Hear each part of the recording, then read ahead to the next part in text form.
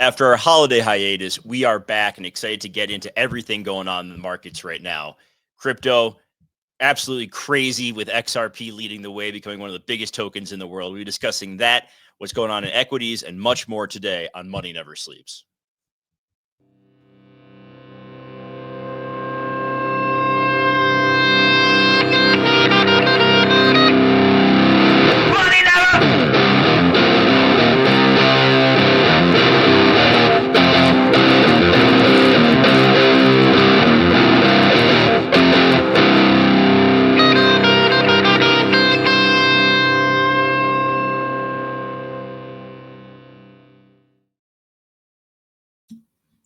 Thanks for joining us today, everybody. Glad to be back. Do us a favor as we get going. If you've forgotten over the last week and a half since you saw us last, hit that like button. If you're new here, subscribe button is also appreciated. Nothing Kevin or I say is financial advice, so please do your own research before making any buys or sells. Kev, hope you had a good Thanksgiving. The markets are in a very interesting place. The majors have taken a bit of a breather, and now it is alt season in crypto.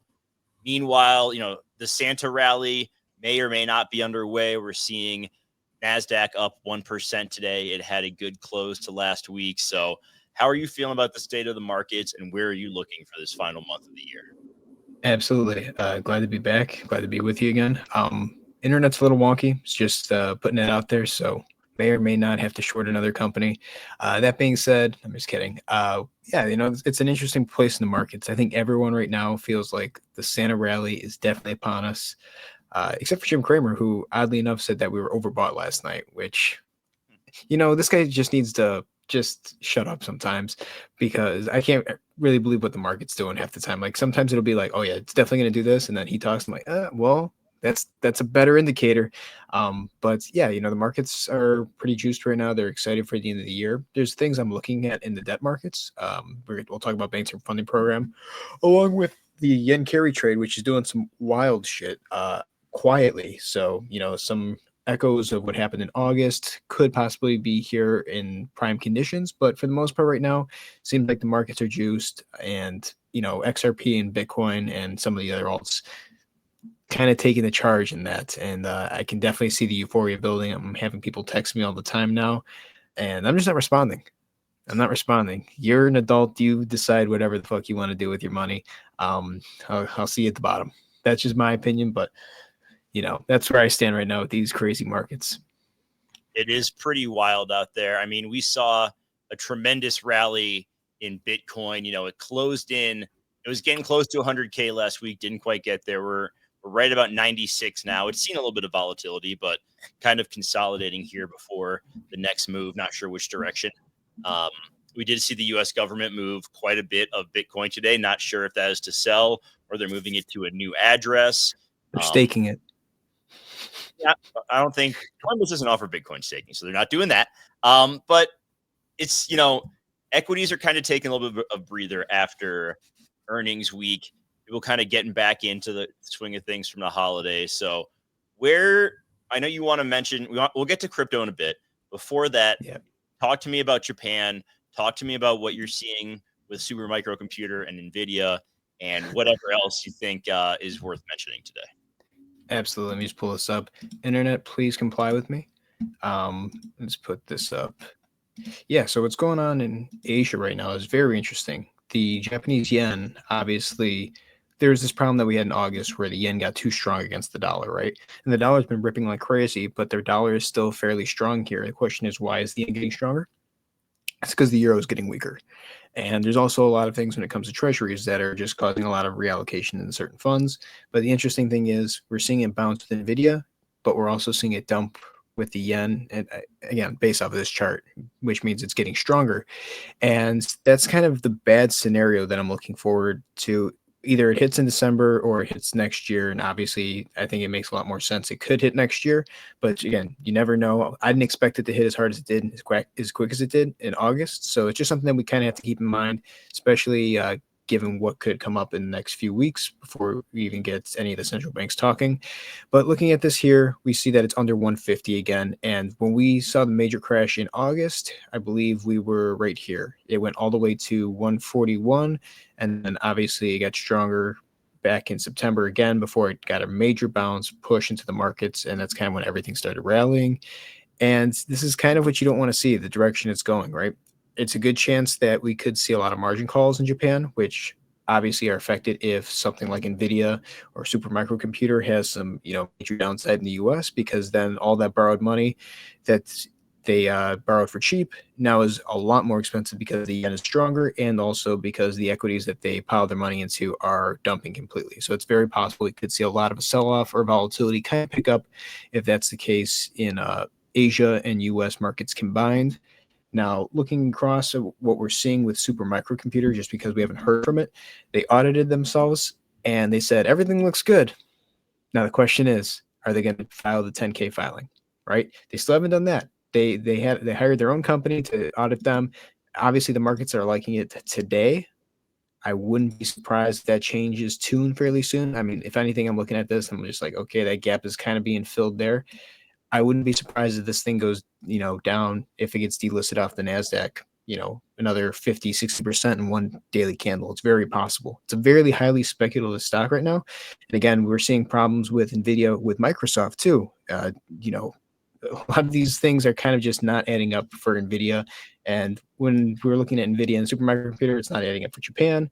But this is going to be an interesting one. There's a theory going around that Gary Gensler might delist this before he leaves office. I wouldn't be surprised if that's the case. We're seeing a lot of different call volumes with some of the contracts that Nancy Pelosi also had. We're seeing a lot of funky things kind of happening in the dark pool index. So there's a lot of money moving around NVIDIA and some of these semiconductor stocks. We'll see if anything comes of it, but it's just something we're going to continue to watch, because that could definitely increase volatility in December. We're in prime conditions for it now. There is nothing holding back volatility at this point, except for Janet Yellen and Treasury issuance, and probably small days of S&P just going up 5 points, 10 points, 15 points, nothing that necessarily moves the needle too much. But you're kind of at this place where there's a lot of shit that can go wrong, and there's not a lot holding it back at this point. With the election, with OPEX, there's definitely a lot of money putting into the market that keep it elevated. Thursday night, we're going to find out a big question that we kind of have right now, and we can talk about that in a little bit. But the Bank Term Funding Program might have ran out. We don't know because of the holiday, so they haven't reported it. So we could be here Thursday night and find out it's at zero, and things could look very different to start the year next year. We have a good amount of data coming in this week. We'll have most of it around the job market. We'll see the job openings tomorrow. Later in the week, we have the latest employment report and unemployment rate. So I think that's definitely going to have some effect moving forward. Now I'm getting a little thing. Maybe it's just a StreamYard thing, because now it's showing my internet as being bad as well. So that's probably StreamYard. Really quality stuff there, StreamYard. But, not too much that's going to really have a huge impact there. So what else do you think is worth mentioning as far as TradFi goes? And then we can look at some of the different crypto charts. Yeah, I mean, I think I just mentioned with the Bank Term Funding Program, we can take a look at it real quick. Just keep in mind where things stand. Not necessarily super important until Thursday night. But we could see that. Oh, we did get the data. It did come back. So they must have updated it this morning. But we're looking at it right here. It went down 2.91 billion last week. Obviously, very low volume week last week. Wes. Cool. Maybe it's just on our end then, from the creator side then. Thank you for being here too. But Bank Term Funding Program, looking at this right here, it dropped 13% last week. Again, that's nothing compared to how much is left in it. It's 18.51 billion. It was at 21 billion. We're probably going to expect this to drain either in the next few weeks, or maybe they just kind of milk this to the point where, we get to the new year, and then that's when they start to be a little bit more volatile. So Thursday night, going to be a huge indicator. Just keeping an eye on this. Very important, in my opinion, for seeing when the liquidity in the banking system runs out, and that probably tells us that there's going to be a lot more things either breaking or seeing some type of volatility / sell off. But as of right now, just keep an eye on that. With TradFi, outside of that, I think it's pretty boring, to be honest with you. We continue to see a lot of these stocks going up. Right, we saw Apple going up. Apple's at 240 right now, which is hilarious considering that what's his name sold off, Warren Buffett. Thanks, Wes. Appreciate you watching. Yeah, keep going, bud. Yeah, Warren Buffett sold off, a shit ton of Apple shares. Now he's under that 10% mark, so he doesn't necessarily have to disclose it, within the 3 days after he sells. So there's a good chance he probably offloaded a good amount. We won't find out till next year. Again, a lot of people are probably just doing a little bit of positioning too, taking profits before year end, right? It's going to be important to watch that. I'm looking across the board though. It doesn't seem like anything else has changed too much. Maybe this is a big one. We should talk about this a little bit, because if this thing decides to go down from here, we're talking about major recession most likely. Oil trading at $68 a barrel to the cent right now. And again, why is it happening? It's demand. We're seeing manufacturing be absolute shit globally. We continue to see problems in that regard. We're going to probably see a lot less production. We're going to see a lot less demand for crude oil. And, once crude oil starts going down, also a pretty good sign that labor markets globally are also just eating shit. So I wouldn't be surprised if we get some of this labor data coming in this week and see that oil is somewhat volatile, would be in line with it. But there's a good chance that we probably lose this. I mean, we bounced off of it 3 times now. Lose that, you're coming down pretty low, at least $44 a barrel. Even maybe down as low as 33 or so. I'm not going down as low as COVID when it came in negative.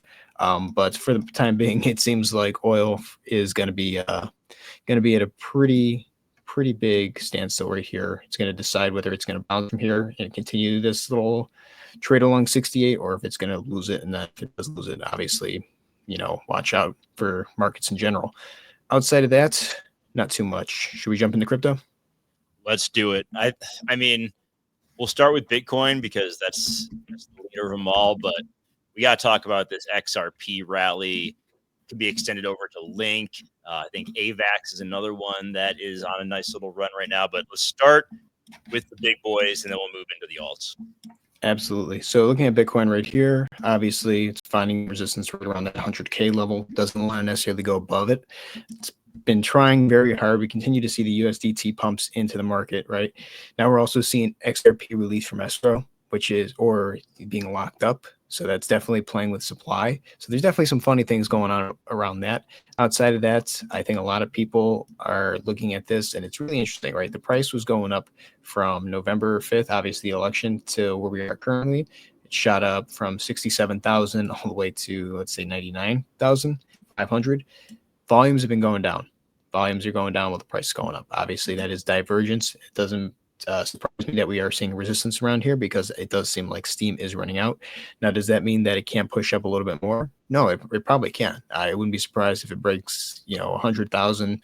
Maybe it trades a little bit above it. The funny thing is right now is something gets larger in market cap. It's wild how much more money piles into it. And you wouldn't necessarily think that, but it's just everyone FOMOs in, right? That's kind of the situation. And I don't know who wants to buy Bitcoin at 100,000. I really don't. I know there's probably some people that were shilling it at Thanksgiving, but it seems very hard to believe it unless you have a huge amount of money, like obviously institutions, maybe they know something. But right now, it just seems like we continue to push on that tether front. And the reason I say that is because I look at USDT market cap, and you see that it's 134 billion. If I look at this on the weekly, I mean, this is kind of the funny thing. It's an XRP chart, guys. This is from, the bank collapses right around March. Went from 68 billion to 134 billion. And then just from November 4th, it was at 120 billion. It's gone up 14 billion. It's just been nonstop. You haven't had really much more than like 4 red weeks in the USDT market cap. Try and withdraw that one for one. That's all I will say. But it's very funny to be seeing this and Bitcoin go up and some of these other ones. I would have thought that this would have been enough to get Bitcoin over 100,000, but obviously there are some people up there who are trying to sell. Maybe the U.S. government, who knows? Again, maybe they just like how they want to see what their wallet looks like on Coinbase. So it could be one. I don't necessarily believe that. I think they're probably going to take some profits, or they know something, or it's just, like I said, maybe just moving it from one wallet to the next. Outside of that, Bitcoin dominance, obviously eating shit. I'm not surprised considering that ETH and XRP had moves up. ETH's market cap's just still large, obviously. But Solana, XRP, and ETH getting stronger, or Solana not necessarily as much anymore, but it lost at 57.12%. There's a good chance that Bitcoin dominance is done. It's very possible. It topped out around 60. What was it? 61.52. I wouldn't be surprised if that's the case, and we're just seeing a lot of money rotating from coin to coin. I don't know. 56 is still pretty high. If Bitcoin were to, dump, I wouldn't be surprised if everything else dumps with it pretty hard. It's not 61.5. If Bitcoin were to dump from 61.5 and the alts never got their shot, that's one thing that we'd really be very careful with, because that'd be a massive, probably bloody alt market. But, the alts are seeing some of their rotation to capital. This could go on for a little bit, maybe goes into the end of the year. But it seems like this for sure losing steam. Bitcoin, the higher it got, and the more time that goes without it hitting 100,000. USDT, looking at this on the weekly too, maybe bottoming, maybe. And again, this is important only when we look at things in terms of, I don't want that. What did I want? Oh, there we go. Yeah, it's 0-0 on the weekly. We just wanted to see if this was going to either be a double bottom, or if it was going to, obviously bounce and then get back into this trend line. And this pattern that it's been in, this kind of wedge pattern, it gets larger and larger as the mouth opens. You kind of bottom out here for USDT dominance, and you see the market's top when it's near this bottom trend line. Obviously, this one right here, I'm going to get bigger. That's the one that usually is the sign of the market top, and then USDT bounces from there. And then when you get up here, it's a little bigger. That's where you see the market bottom, and then you probably want to be buying some of the crypto up in this range when USDT dominance is up here. But it kind of lost this, and it's in a really weird place. So either we're getting an overextension of the entire crypto market, and it's just a lot of FOMO and euphoria mid the election, Santa rally, and this thing is still holding strong, which to me, for the most part, kind of is. Maybe we do see something later on where this starts to trend back in this direction, and then obviously Bitcoin being 100,000 around there, and some of the alts are taking off here, start to see the market pull back. But conditions are ripe for this one to respond in the way it has in the past. Outside of that, let's go to this son of a bitch. I hate this chart so much. Look at that. My God. And this is on the weekly. Let's look at this on the daily, because it's been like 10 days or so that it's just been kicking the shit out of this market. Once the internet starts, yeah, I mean, this is hilarious. All because Gary Gensler stepping down and Trump saying some stuff that sounds pro crypto. This was a massive gamma squeeze, and I have another chart that proves that why this happened, and it's just like, man, why did I think this wasn't going to happen? But it's happened often in XRP's entire history, and that's why it's kind of a shitty coin sometimes to hold. And then once you sell it, you obviously wish you didn't, because then you get these major pumps. We had something similar back here in July of 2023. I mean, it went from 47 cents all the way to about 95 cents, and that was just off the fact that it sounded like they were going to end the SEC case. It's up. And then it's up 451% over the last month. Yeah, I mean, unreal. This is in April of 2021. Obviously, this was right when everything was getting super euphoric before we got that summer crash. But it topped out at 196 after being, say in January that year around 26 cents. So major moves. And then it kind of just falls down over a period of time, right? So from April 15th to, it's actually the bottoms here in June 23rd of that year in 2021, you saw a major downturn for XRP. That was 73% it moved down. And again, that's ultra volatile. The interesting thing here is whether this is going to be volatile or not, or this is a real move to the upside. I mean, even look at this shit. This shit's just as bad as what we're experiencing right now. It was trading at 22 cents, went all the way to 331. And then in a matter of, let's see, January 4th, 2018 to, let's say, just right here, February 7th, we went from, another 83.29% move in a matter of a month. So this is the part of the market where it's very dangerous. It's easy to chase these gains. It's easy to think that everything's going to be going up. And honestly, this sucks so much, but sometimes you just kind of have to be patient and let things pass. I'm not giving you financial advice at all, Wes. I've also ain't that the way it goes every time? I mean, not every time. Like, you catch some winners, but That's a real mother. That's why it's like an ex-girlfriend on Instagram. You just have to not look at it ever again and just move on. The amount of times XRP has screwed me over in the past just because of how volatile it'll be. And again, obviously, there's so much drama around the SEC cases, Gary Gensler, Brad Garlinghouse, all this shit.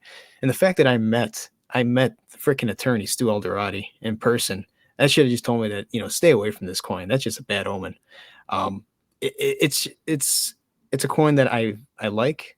I knew that it can go to a lot higher than what it was trading at, but these things are just so euphoric and people will just pile into these fucking trades. And there's a lot of institutional money behind XRP too. Let's not forget that. And Solana, there's a lot of people riding on some of these investments, and this move to the downside that we got back in 2018, it could happen again. I'm just everyone keep that in mind. It could happen to any of the alts, but the ones that are the most euphoric are the ones where people get usually burnt the most. That's why I'm staying away from it. Obviously, I would love to short this thing, but the 3 times I thought it would be the time to short it, it's gone up 33%. So I would have been fucking absolutely liquidated each time. And again, that's just the case. Don't chase the gains. Sometimes it's just not worth it. In either direction, right? Shorting it or longing it, because when the steam runs out, you're going to be caught holding that bag one way or the other. All right.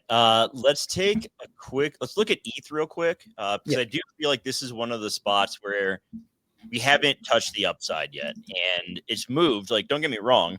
Buying at 2,400 a month ago was great. But I still think that, we have a ways to go till the all-time high. We also last week had the first day where ETH ETF inflows were higher than BTC ETF inflows. So I think that is another promising sign. And I just, that has been my contrarian thesis for like positioning myself for next year, is that ETH is going to go on a nice run. And I think it's kind of set up for that. Absolutely. Let's put it this way. Adam, bullish on ETH. Maybe that's death sentence for ETH right now. But looking at ETH chart, obviously I think there's major downside ahead. However, I think that this one's going to come out, being one of the best buys you can probably pick up at the bottom. I think that ETH still has a huge future, especially with the ETH ETF out there now. It didn't get the hype of the Bitcoin ETF, but I think that that'll pick up once we start seeing a lot more money circulating. Obviously, when it comes to QE and Jerome Powell, and then getting a new administration and some of these people that are going to be in the admin, there's probably going to be a lot more speculation and institutional money coming into ETH. I just don't know if that's now, right? And that's the major thing I'm just kind of worried about. So I'm looking at this chart here. I think it's possible that we can kind of reach that 4,000, 4,100 level again, somewhere in between these two. And then that would be kind of the worst case scenario, because then you're getting this triple top kind of pattern that's played out. You're finding a lot of resistance around that 4,100, 40, 50 level. I'll even draw a line right here just so we can kind of keep in mind as we watch this over the next few weeks. And yeah, this is going to be a very important level to break if you want it to keep pushing up. I think everything's overextended. I mean, if we look on the daily, it's completely overbought. If we look on the weekly, I don't necessarily know if it's going to be similar. Yeah, weekly is completely overbought as well. So this is going to be kind of the point that we're going to keep an eye on, that 40,000, that 4,000, that 40,000, that 4,000, that 4,150 level around there is going to be important to see. Let's throw on the Bollinger Bands, because I want to look at XRP's Bollinger Bands as well. This is the weekly. Let's go to the daily and kind of see where things are. Bollinger Bands are, this is trading within the Bollinger Band. So obviously, you're going to want to see some type of a contraction where these two are folding in on each other before you expect a move. And again, that can be a move in either direction. Maybe the party lasts a little bit longer and pushes up. Maybe it doesn't. And, you start to see us trade back towards the top of this trend line here. I'm going to pull up XRP right now, because I think this one's going to be funny to look at. Let's pull this up on Coinbase. Yeah, you're so high above this trend line right now. Let me see if I can get it. This is on the daily. You are almost 17% above it, which is hilarious, because that's not necessarily a breakout. The breakout's already happened, right? The jaws opened up on this thing back here in November. This is the breakout. This is beyond the breakouts. So you're overextended on that part. And then if we look at this on the weekly, I'm interested to see how this plays out. On the weekly, it's even worse. what is this, like 28%? Oh, even worse, guys. 36%. You're above the Bollinger Bands on these. This is an important one to keep an eye on because these do snap back and it's usually violent moves to the downside. If it's over and if it goes underneath, it's the exact opposite. You probably see those from 2020 in February. A lot of those snap down super fast and then just shot straight up afterwards. So keep an eye on like small indicators like that are going to be important. Does this line up? Yeah, I mean, obviously the moving averages are way lower than it. So seeing that with XRP, but also seeing that with ETH, it tells you that ETH isn't necessarily as overextended as some of the other ones are. So maybe there is some capital that does flow into it. And maybe it's a lot more capital, especially if there's some type of news that's bullish for ETH. You can definitely see that. Outside of that, if we look at the entire crypto market, let's look at Link, which would be the last one we take a look at. This one's extremely overextended on the weekly. It's probably about 36% or so, just like the other one. Nope, 24%. Still a big move. And if we look at this one on the daily, look at that green candle for Link. 30% in one day, way above the Bollinger Bands. So there's just things that are breaking out. It's the euphoria mania top. Maybe it lasts to the end of the year. Maybe it's just the starts December and then stuff kind of changes halfway through. So a lot of stuff that can happen in December. I think markets are positioned one way too strong. Doesn't mean that we can't have a small pullback before kind of pushing up towards the end of the month. Anything's possible. We're just going to keep an eye on all of it, though. All right. We are going to wrap it up on that note.